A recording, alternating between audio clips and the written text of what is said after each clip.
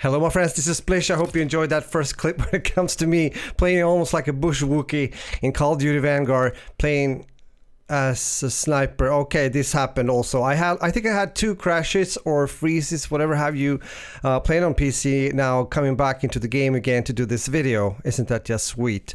But we're not giving up, are we? No, not at all. In this video I'm going to show you some tips or thoughts when it comes to this sniper, and also how you can think or play a bit when it comes to you grabbing the same gun as well, and also starting your grind when it comes to getting more attachments that hopefully will help you out as we go along. Because this sniper, oh, it's huge. A big boom boom stick that almost covers the whole freaking screen or monitor, even though I'm playing on a high FOV. I think I usually use around 100 or 110. Yeah, if you have the reg scope on, and we're getting to that. In this video you will see me, starting from the beginning, as you see right here. I haven't really unlocked much at all. And I do think that you should be careful when you start to put on the attachments, because once again, this gun is big.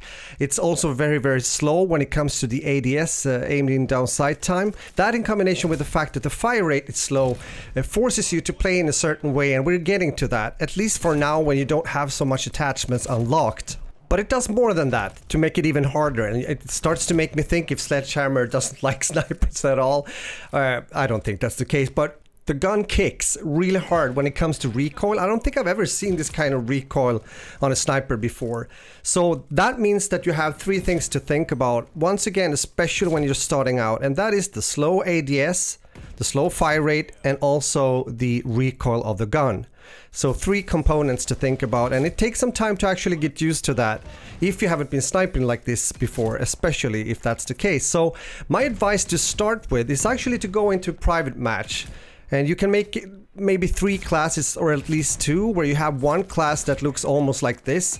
Maybe another scope if you prefer to try that, but not so many attachments at all.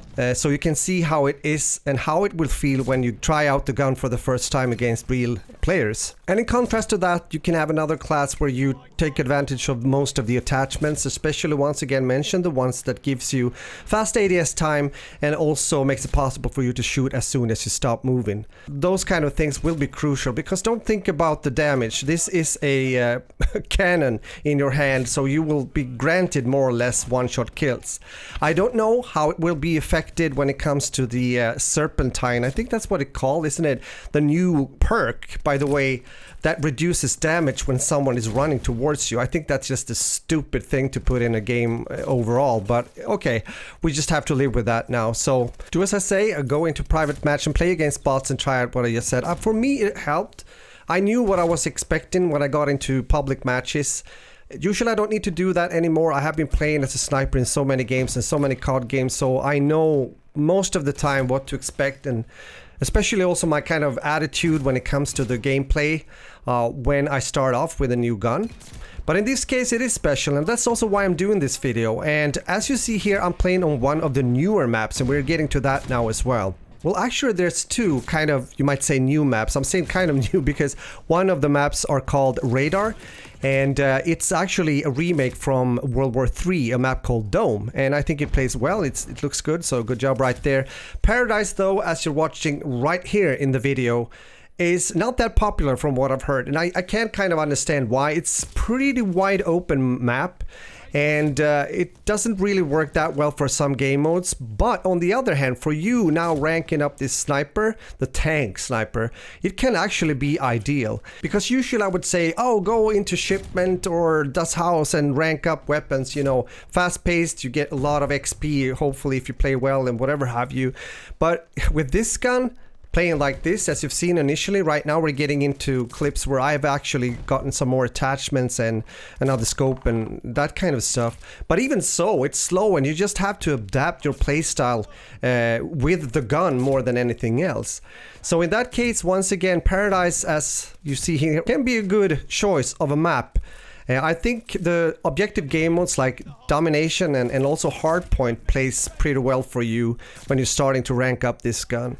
Because due to the distances, it's not that stressful as it is on other smaller maps, and therefore you will have your time to find your places, the spots, you can see them also here in the video when I'm playing if you haven't really been spending too much time on the map. That can work well for you. But how should you use the gun? How should you think when you're actually shooting? Well, if you find a good spot and you're standing in cover and go out from cover and you're scoped in and you want to try to stay scoped in, make sure that you have learned the pacing of the gun, the rhythm of the gun, so that the recoil doesn't take you too much by surprise, meaning that you find the exact point where the gun is going back into the mid of your scope again or on your screen before you take the second and then the third shot and maybe even the fourth one. That has to do with timing, and you can definitely learn that by doing it many times.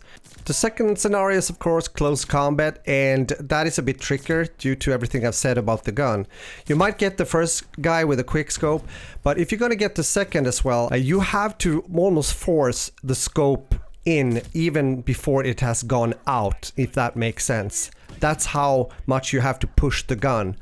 Otherwise you just have to rely on being lucky that the guy isn't that good and that you can pull out your secondary. Right here you're watching my current class. It's not optimal, it's not something that I say is the best class, but that's what I have for now and you can check it out if you want to. As you see also here towards the end of the video, I got stuck. I think I'm halfway through the map and I just had to wait until the game ended. I wanted my XP. So with that said, thanks for watching, take care, and we talk soon again. Okay, game on and later.